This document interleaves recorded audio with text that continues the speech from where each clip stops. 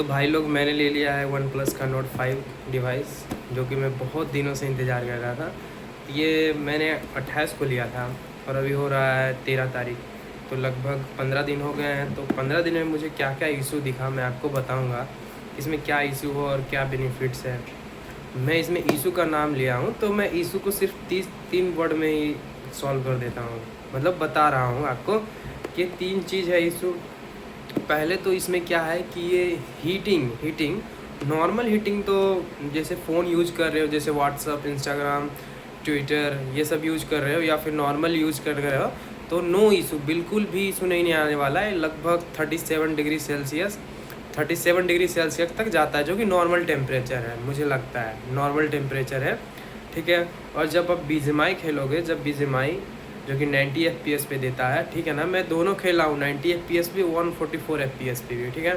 तो 90 FPS पे क्या होगा, जो आप रैंकेड खेलोगे ना, रैंकेड आधे घंटा खेलने के बाद वो डिवाइस ना 40 डिग्री तक चले जाते हैं, ठीक है ना, 40 डिग्री। और फिर उससे भी ज़्यादा लॉन्ग खेलते हो आप, तो आपको 41 डिग्री सेल्सियस पे कांस्टेंट फील मिलेगा, आपको कांस्टेंट, बिल्कुल कांस्टेंट मिलेगा 90 FPS पे, ठीक है ना। अब अगर आप एरिना खेलोगे ना, एरिना, ठीक है, तो एरिना में ना लगभग 40 डिग्री सेल्सियस ही रहता है, सिर्फ 40 डिग्री सेल्सियस, इससे आगे बढ़ता ही नहीं है। आप शुरू के जैसे ही एरिना स्टार्ट करोगे, 1-2 मैच खेलोगे, मतलब कि 5 मैच लगेंगे जहाँ आपको 40 डिग्री सेल्सियस तक वहाँ पहुँच पाओगे।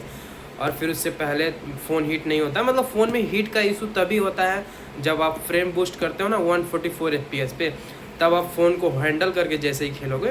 तो ये वाला पोर्शन दिख रहा है ना, ये जो कैमरा रहता है यहाँ पे, कैमरा के जस्ट नीचे जो है ना, यहाँ पे जो चिपसेट लगा हुआ है ना, ठीक है ना, वहाँ पे जो ना आप खेलोगे ना, तो ये 2-3 फिंगर जो है आपको हीटिंग मिलेगा। इस साइड, बैक साइड आपको बिल्कुल भी हीटिंग नहीं पता चलेगा, इधर तो नॉर्मल लगेगा, बाकी यहाँ पे हीटिंग बहुत ज़्यादा मिलेगा।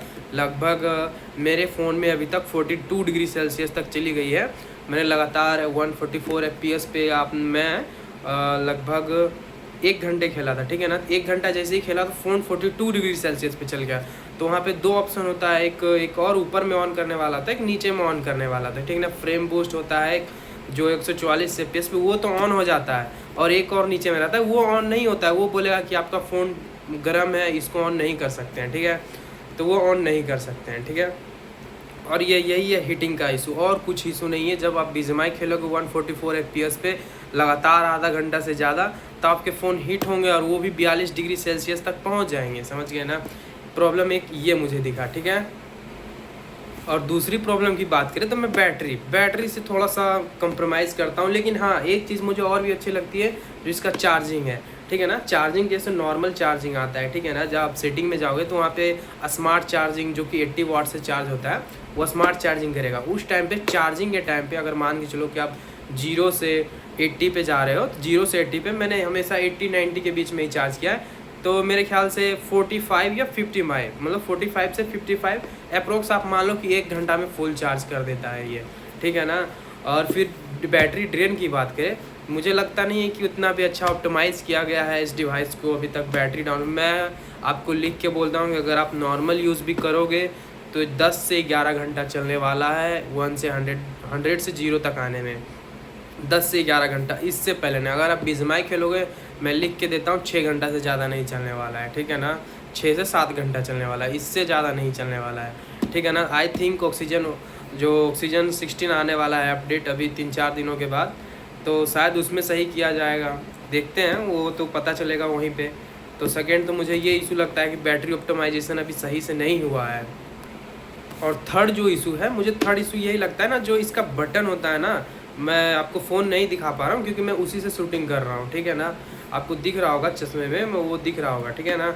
तो उसका जो पावर बटन और जो वॉल्यूम रॉकर दिया हुआ है, वो मुझे थोड़ा कुछ ऊपर लगता है, ठीक है ना। थोड़ा सा बस एक 1/2 इंची का डिफरेंस अगर वो थोड़ा सा नीचे रखता ना, तो बेटर होता, ठीक है ना, बेटर होता, अगर वो, क्योंकि ज़्यादा ऊपर कर दिया है। बाकी सही बोलूँ तो ठीक है यार, यूज करते करते पता चल जाएगा कि हाँ वहाँ है, यहाँ है, यहाँ है। तो मैं हो गया हूँ फ्रिक्वेंटली यूज़ करने से। और मैं इसका बात करूँ, आवाज़ बिल्कुल बहुत एकदम मक्खन की तरह आवाज़ है। ऊपर में लगा हुआ है जो स्पीकर, वो बहुत आवाज़ देता है, उससे जो है ना थोड़ा सा बेस जो है ना बढ़ जाता है, ठीक है। नीचे वाला जो वॉल्यूम है वो भी अच्छा है, ठीक है ना। ओवरऑल सब कुछ में ये अच्छा है। फ़ोन, वीडियो क्वालिटी, पिक्चर्स सब कुछ में फास्ट है। इवन इसका नेटवर्क जो स्पीड है, मैं अभी जियो का सिम लगाया हूँ, ठीक है ना, तो मेरे में लगभग 500 से लेकर के 600 Mbps पर सेकेंड मुझे गिवन करता है, ठीक है ना। जब मैं आपको सच में एक बात बताऊं तो मैंने बीजीएमआई भी डाउनलोड किया है, ठीक है ना। बीजीएमआई में फर्स्ट दिन आया तो फर्स्ट दिन ही डाउनलोड किया, 5G सिम लगाया, इंसर्ट किया, थोड़े बहुत सेटिंग किया, उसके बाद मैंने बीजीएमआई डाउनलोड किया है। मैंने उसका वीडियो बनाया है, मैं आपको वीडियो अपलोड करूँगा, वो भी देख लेना। मुझे सिर्फ 50 सेकेंड लगे, मुझे नहीं लगता 45 या 50 सेकेंड पूरा बीजीएमआई 1.2 GB 50 सेकेंड में डाउनलोड हो गया है। समझ रहे हो ना, आप इससे समझ सकते हो ना कितना स्पीड दे रहा है ये। तो यही है इसके बारे में खासियत। 3 चीज़ ही मुझे ख़राब लगी, बाकी सब कुछ सही है। आपको वैसे पता है ना, वॉल्यूम से रोकर से कोई प्रॉब्लम नहीं, सबसे ज़्यादा प्रॉब्लम है फ़ोन हीटिंग और वो बैटरी ऑप्टिमाइजेशन। और बैटरी ऑप्टिमाइजेशन अगर आने वाले में ठीक कर देगा तो फ़ोन ऑलराउंडर हो जाएगा 1 नंबर, ठीक है ना। Thank you for watching.